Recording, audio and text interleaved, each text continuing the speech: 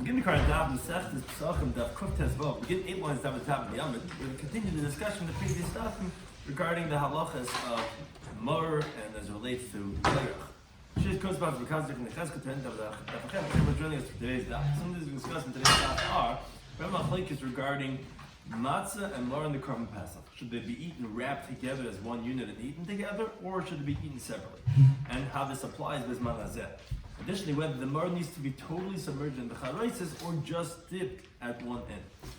The manner in which the matzah and Mor are eaten, whether one can be yetzer by swallowing without chewing.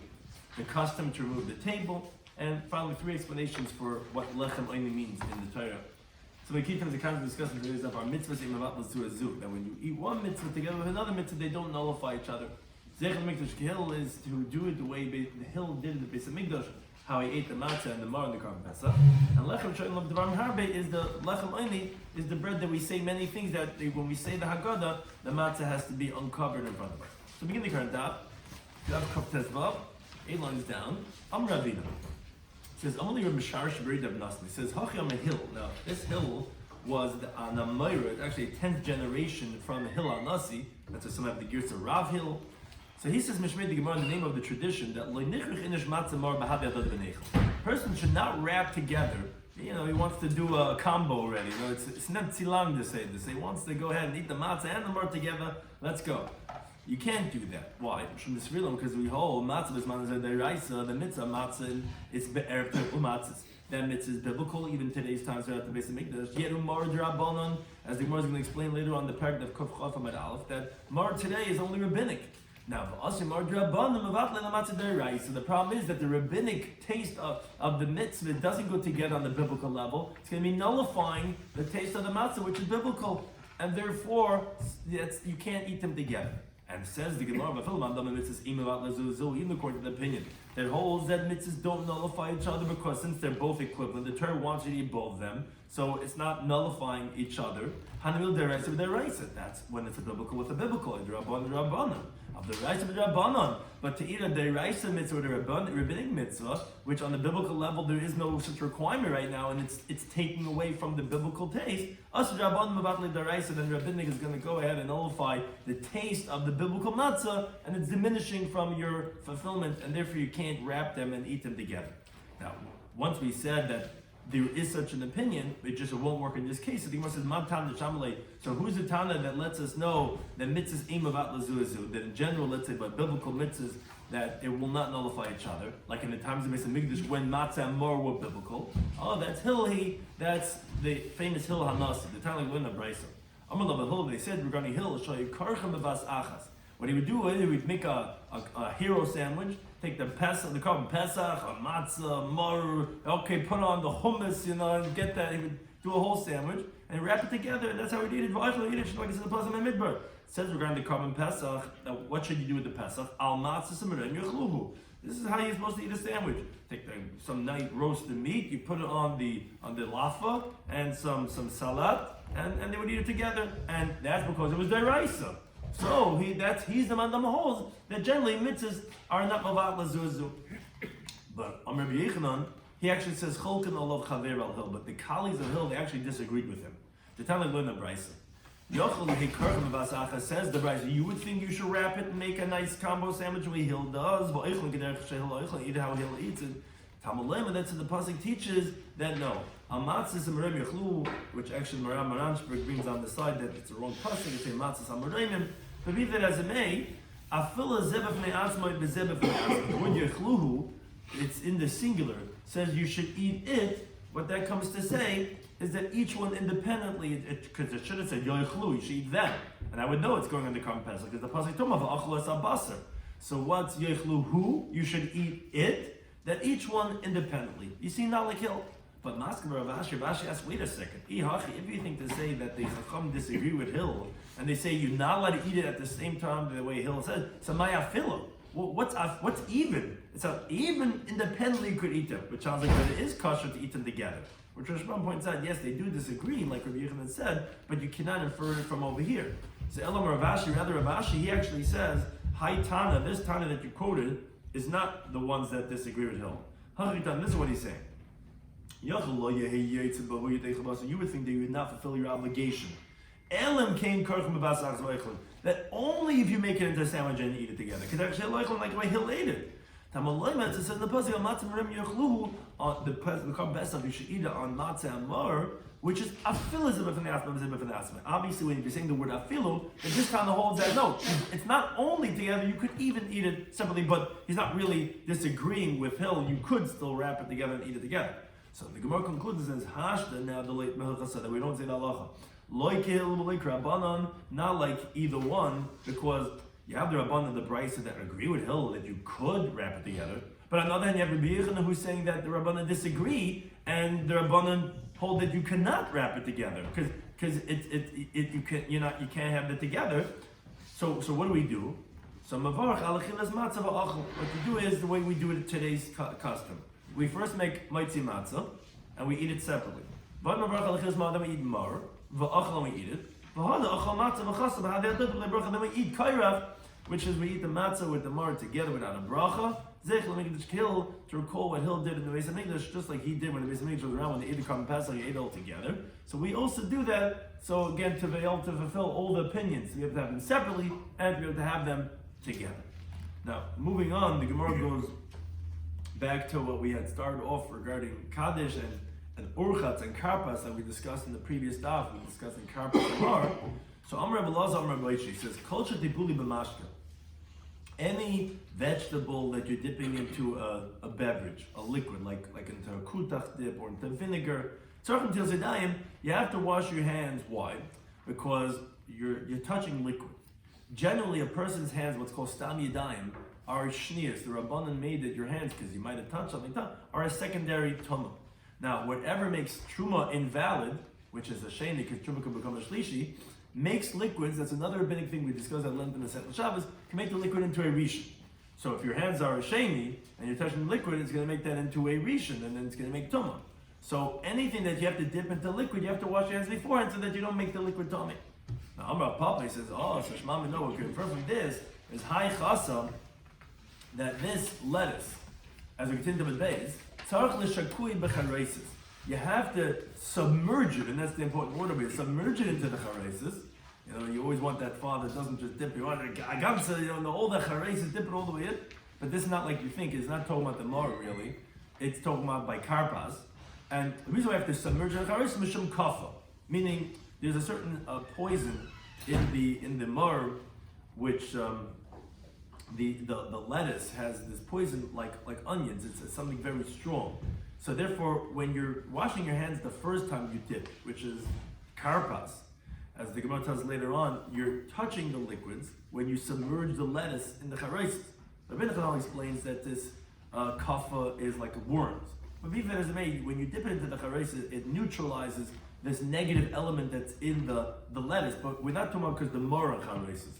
We're actually talking about like the Mishnah said, as we explained in the previous daf. If you have chazeres, you could use it for karpas. Now, chazeres, the chasa, the lettuce, has this problem of kafa, whether it be worms, whether it be this strong element, this acidic, or whatever it is. So you have to dip it into the chareisis to neutralize that. When you're doing that, you have to wash urchatz before karpas. Why? Because of the fact of that you have to submerge it into the karpas, and that's the only way it's going to neutralize it, because as Gemara explained, these are good if you think you don't have to totally submerge it. And let's say we get rid of this kafa, again, whatever that is, this worms or whatever, it would be enough to just dip it in without submerging it. So the till is why do you have to wash? Why is there urchatz before karpas? You're not touching the liquid. What's the problem? Touching the kartafel or whatever it is. Again, here we're talking about charesis because you need charesis. Our dipping in salt water is something else. That's just kadesh shishal tonight. We're saying if in the first time you're dipping, you're using mar because you only have mar, then you have to dip in charesis. As we'll see at the end of the daf, that in the next daf, that there's a reason why we on this one why we dip into charesis. But if you hold it's because of poison, so you have to totally submerge it. Obviously, because if you didn't have to totally submerge it, then why are you washing your hands? It's only because you're touching liquid. I'm not touching liquids. That's the Gemara. No, but maybe truthfully I would tell you that you don't have to submerge it. And that is a kafah merechamayis, that the truth is that this poison or the worms, whatever it is, will die just from the aroma of the charesis. And the Lomlin tells them, then why do you have to wash urchas before karpas? There's dilma meshakala, because you might submerge it. That's why, but not because you have to. Now, continue on this theme. Vamra Papa, he says, now, again, we're talking about Marach HaRaises because we're talking about karpas, but it's the same Marach HaRaises that we do later on.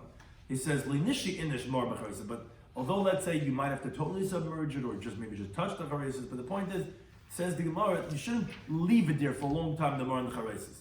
Dilma Agav Chalya Tavlin, because maybe because of the sweetness of the HaRaises, because we put in apples, as we're saying later on, Zeichel Tapuach, so Mevatle Merudi, it's going to take away the bitterness of the mar, and the whole point of the mar is the bitter taste of the mar, and you're not going to get that when you totally leave it in this nice sweet charaisis, and therefore just touch it and take it out. Don't leave it in it too long.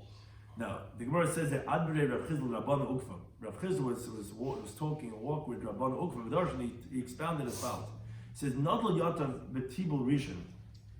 If a person washes his hands the first time we dip, again, we dip 2 times, stay palm, we dip the first time for other vegetables. He has to wash his hands again the second time for later on in the Seder night by the mar with the chazeres with the legs. Now Taisa points out that it's not necessarily because the second time you dip, because anyways you're eating mar after hamaitzi, which you already washed your hands anyway.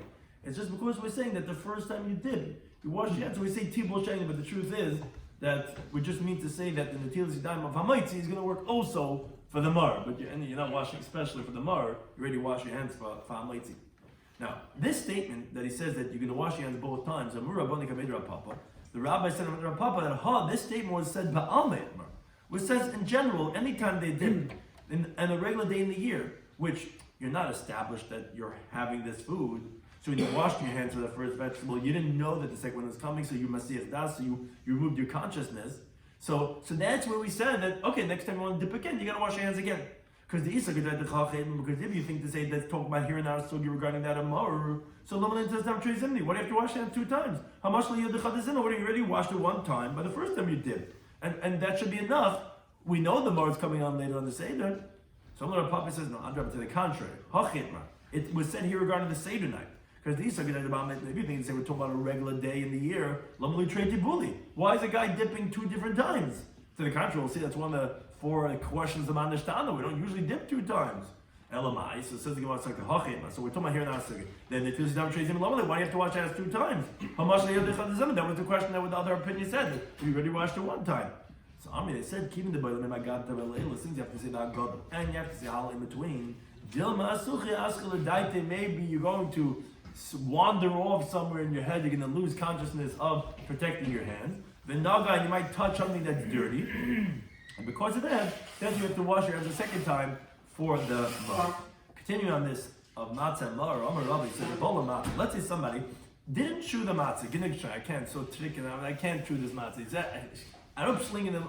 He swallows down the whole matzah without chewing. So Yatsi fulfilled his obligation. Ultimately, he was Makayim be'erev tochel matzah because it's considered eating. Now, initially says Rashbam, obviously you need to have the taste of the matzah. You're not supposed to do that. But if you did, you fulfilled your obligation. But if you swallow the mar, just take it right down, close your nose and just swallow without chewing, not fulfill your obligation because you need the taste of the mar, and you don't have that. Because what was the Torah particular about? As we'll see later on in the Gemara, the next daf is to make the bitter taste in your mouth, to remember V'yimaras Chayehim. If you just swallow it down without tasting it, and you defeat the whole purpose, that one is not fulfilled his obligation. Now, let's say Bola Matzah Umar. Let's say he swallowed the matzah and mar together. Yidei matzah yatza, he has fulfilled his obligation of matzah. In other words, the chiddush here is to say that maybe here you'd say, no, in this case you wouldn't fulfill your obligation of matzah, because here you have 2 problems. First of all, you didn't taste the matzah, and also the matzah didn't even touch your throat, because the mar is in between the matzah and your throat. Even so, we're saying you fulfill your obligation of matzah, because again, you ate the matzah, and you did mar liyatza, and however, the obligation of mar, you have not fulfilled the obligation, because you have not tasted the mar.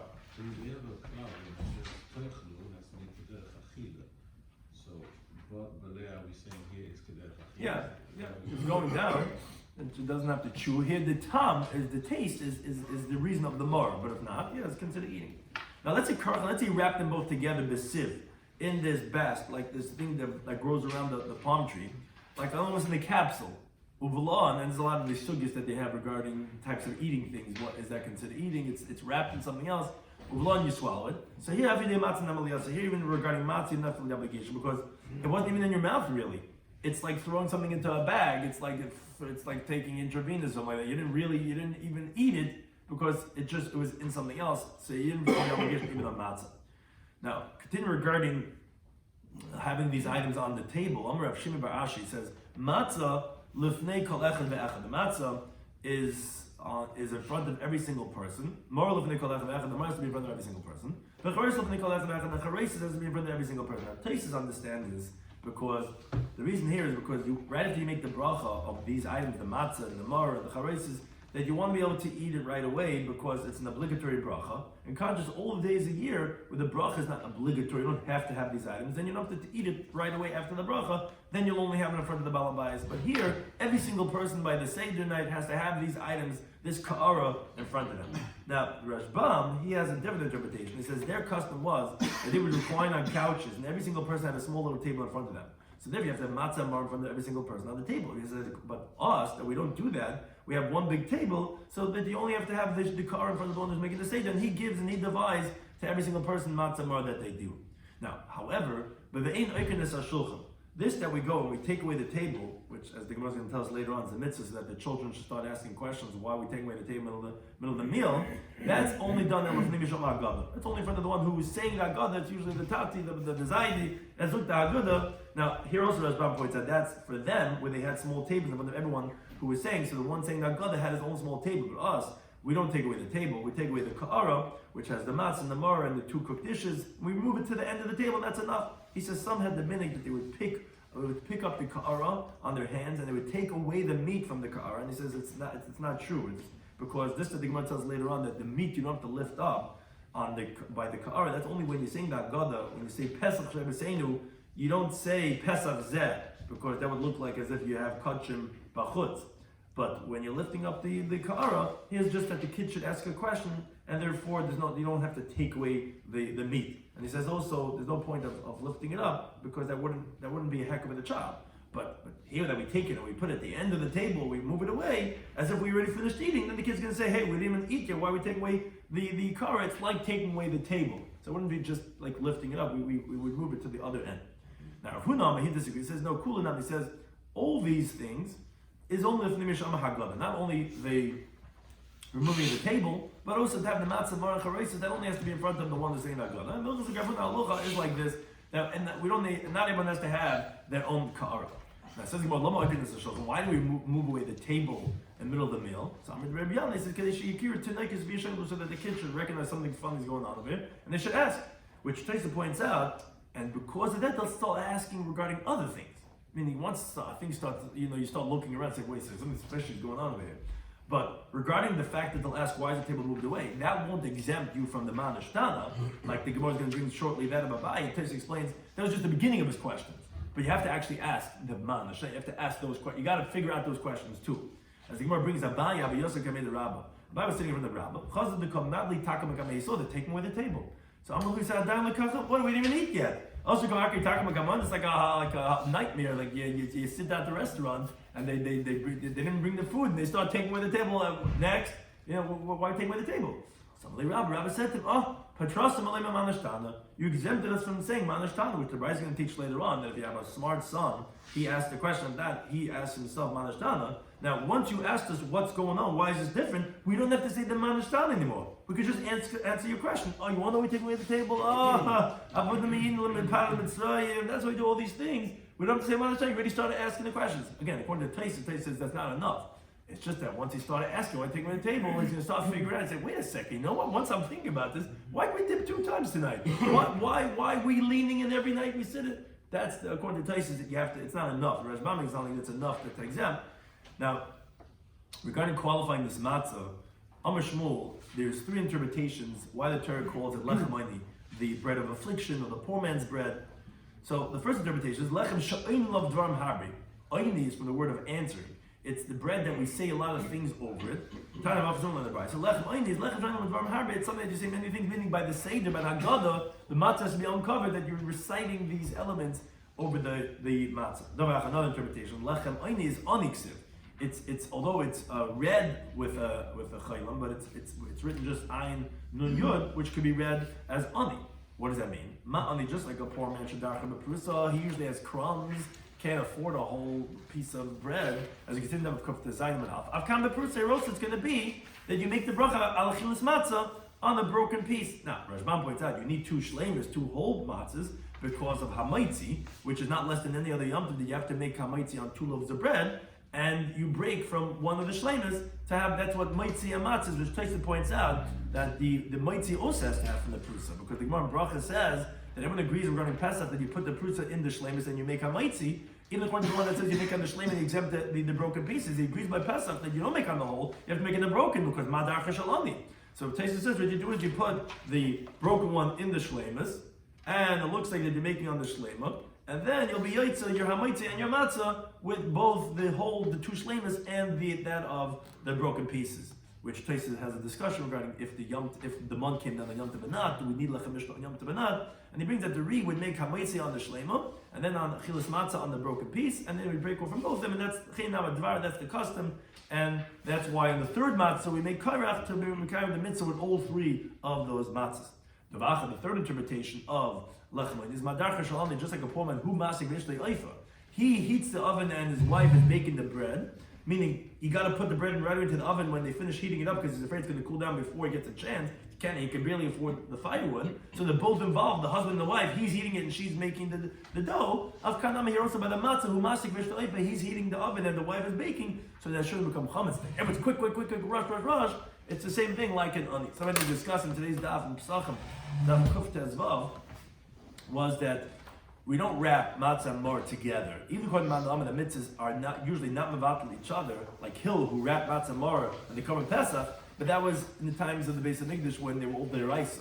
But Bezman Hazeh, that mar is derabanan, so it's mevatel the taste of the matzah deraisa. You can't eat them together. And some say, however, that and it's even that you could have them separately. But the Gemara says now that we didn't, it's not definitive what the halacha is. So we actually do both. We eat them separately, matzah and mara, and then we have kairach to eat them together. Zeichel mikdash still. We said anything that's dipped into a liquid, you have to wash your hands, and therefore we have urchas before karpas, because if it's lettuce, then you have to totally submerge it into the charaises, and then again, either that you have to submerge it or you might submerge it, but the point is your hand might touch the liquid and it's going to make it tummy, so therefore we wash our hands before karpas. And we said also the same thing is regarding that of mar. But first we said that regarding a person shouldn't keep the mar in the charaises too long because the sweetness might ruin the bitterness of the mar. We said you have to wash your hands before both to be illicit. Again, we said some places, anyways, we're washing from matzah, but we had a discussion, is that in general? And the reason is because in the general day you're Masech Das, you don't know you can eat a second time, or is it by the Leila Seder, which that's why you make sense why you're dipping 2 times, but then why you're washing a second time? Because you might be Masech Das, Langa Hagod, Langa Hal, the kids are already falling asleep, you might forget, and therefore touch something, and therefore you have to wash your hands a second time. We said you swallow matzah, filled obligation. We said even if you do it with the mar, but if you wrap it in sieve, in this bass, then we said no, it's like in a capsule, you didn't even eat anything. But by mar, if you just swallow without chewing, you didn't feel like you didn't taste the bitterness. The whole point is that they're turning the red in the face, that horseradish should be passing out. But it's not that. It's even the lettuce, there's a bitterness in that taste too. Regarding if you have to have the car or the matzah mar in front of every single person. And we said, but taking away the car, that only has to be in front of the one that's saying that God. Then we do that. Why do we take it away? Because it's just like, why we take away the food? We didn't even get started. And we said 3 pshat melech either because we say a lot on it, or like a poor person where it's broken pieces, or like a poor person where you have to bake it very quickly that he's heating it and his wife is baking. Thank you anytime for hosting us.